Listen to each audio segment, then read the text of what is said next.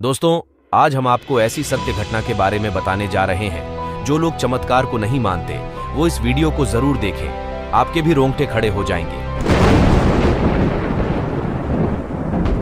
जी सच्ची है या झूठी इसका तो मुझे नहीं पता, लेकिन इस घटना के गवाह मेरे गांव में बहुत से बुजुर्ग, जिसमें मेरे दादाजी और दादी जी भी शामिल हैं। मैंने अपने गांव के बहुत सारे बुजुर्ग से ये घटना सुनी है। मेरे गांव में बनियों के 2 परिवार रहते हैं। 2 नाव की ही अपनी की खुद की दुकान है। बहुत पहले से या कहे कि शुरू से ही उनका यही काम रहा है। बात आज से लगभग 70 साल पहले की है। इस वक्त जो सेठ था, उनकी माताजी की अचानक मृत्यु हो गई, और क्योंकि गांव में हर कोई एक दूसरे के सुख सुख में शामिल होते हैं, तो सब लोग उनके घर पहुंचने लगे। अंतिम क्रिया की तैयारी की गई, लेकिन जैसे ही सब लोग अंतिम प्रणाम के लिए गए, हमारे यहां अंतिम संस्कार से पहले मृतक को नहला के अच्छे कपड़े पहना के सबको अंतिम दर्शन करवाए जाते हैं, तो अचानक वो उठ बैठी और चिल्ला के बोली, और बंशी, ये सब बंद कर, अभी 8 महीने बाकी हैं मेरे। यमराज से बताया है मुझे। सब गांव वाले बताते हैं कि वो 8 महीने और जिंदा रही और ठीक 8 महीने बाद उनका देहांत हो गया। अब आते हैं पुनर्जन्म पर। उनके जिंदा हो जाने के बाद उन्होंने जो बताया वो सच में हैरान करने वाला था। उन्होंने बताया 2 लोग उन्हें हाथ पकड़े के हवा में ले गए। उनको सब दिख रहा था नीचे का, यहां तक कि उनका मृत शरीर भी। वो पूछती रही कि कहां ले जा रहे हो, तो वो बोले कि आपका टाइम पूरा हो गया धरती पर। जहां वो लोग उनको लेके गए, वो बताती है बहुत बड़ा कोई राज दरबार जैसा था। एक राजा, एक मंत्री और 2 वो सिपाही, बाकी कुछ नहीं। वहां बिना सूरज के भी रोशनी थी, ना गर्मी न सर्दी। तब मंत्री ने बताया कि कुछ गलती हुई है, ये वो नहीं है। अभी इसका 8 महीने का वक्त बाकी है, लेकिन ये गलती क्यों हुई, ये जानने के लिए वो कुछ देखने लगे। उनके पीछे के जन्म सब देखभाल के उनको वापस भेज दिया गया। असली बात अब यहां से शुरू होती है। उन्होंने बताया कि मेरे कई जन्म देखे गए। हालांकि मुझे बताया नहीं गया कि वो मेरे पीछे के जन्म हैं, लेकिन पता नहीं कैसे मेरी यादों में वो सब आने लगे। वहां से आने के बाद उनको जो सबसे ज्यादा और ठीक तरह से याद रहा, वो उनका अभी से तीसरा जन्म था।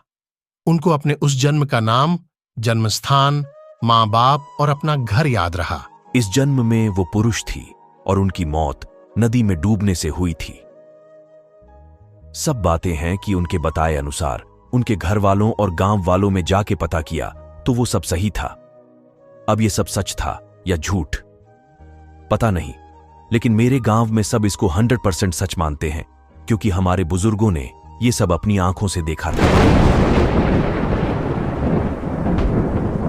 धीरेंद्र जी का जन्म 4 जुलाई 1996 को छतरपुर के पास स्थित गड़ागंज ग्राम में हुआ था।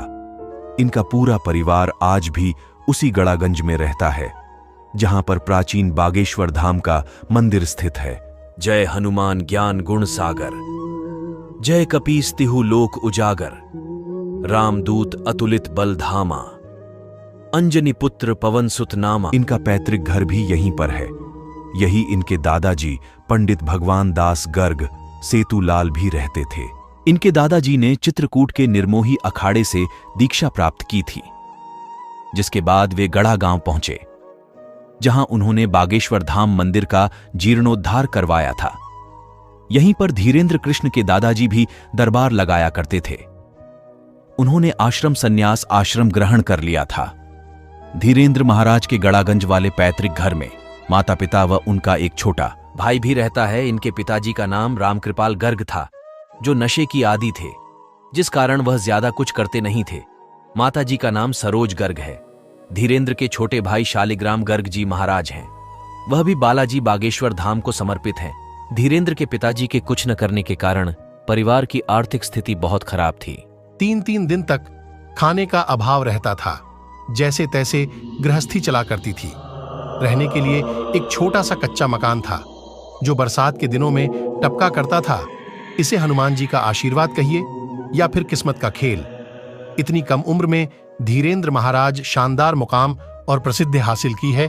कई लोग इसे उनका चमत्कार मानते हैं, तो कई लोग इसे मात्र अंधविश्वास। खैर जो भी हो, पर इस बात को नहीं नकारा जा सकता कि उन पर कई लोगों की अपार श्रद्धा है।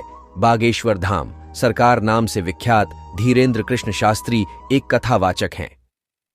धीरेन्द्र शास्त्री जी मध्य प्रदेश के छतरपुर जिले में पडीडीडीएचने वाले प्रसिद्ध धार्मिक तीर्थ स्थल बागेश्वर धाम सरकार के पीठाधीश्वर तथा पुजारी हैं।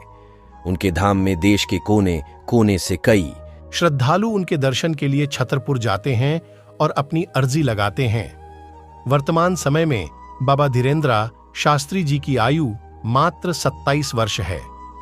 कहा जाता है कि बागेश्वर धाम सरकार पंडित धीरेन्द्र शास्त्री पर बालाजी हनुमान की असीम कृपा है, किस कारण उन्हें कई सिद्धियां प्राप्त हुई हैं। 15 जुलाई 1946 को मध्य प्रदेश के छतरपुर में जन्मे पंडित धीरेन्द्र कृष्ण शास्त्री का बचपन अति गरीबी में बीता। एक कच्चे मकान में उनका पूरा परिवार रहता था। उनके मां का नाम श्रीमती सरोज और उनके पिता का नाम पंडित श्री रामकृपाल गर्ग है। बताया जाता है कि वो बचपन से काफी होशियार थे। उनकी प्रारंभिक शिक्षा गांव के सरकारी स्कूल में हुई।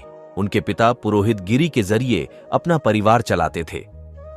जब गांव में इनके परिवार के चाचा और कुछ लोगों ने पुरोहित गिरी का काम आपस में बांट लिया तो महाराज का परिवार आर्थिक संकट से घिर गया। उनकी माता सरोज को भैंस से दूध बेचकर अपने परिवार का भरण पोषण करना पड़ा। बचपन से ही धीरेन्द्र शास्त्री लोगों को प्रभावित करने में माहिर हो गए। वो कम उम्र में ही गांव में लोगों के बीच बैठकर कथा सुनाने लगे।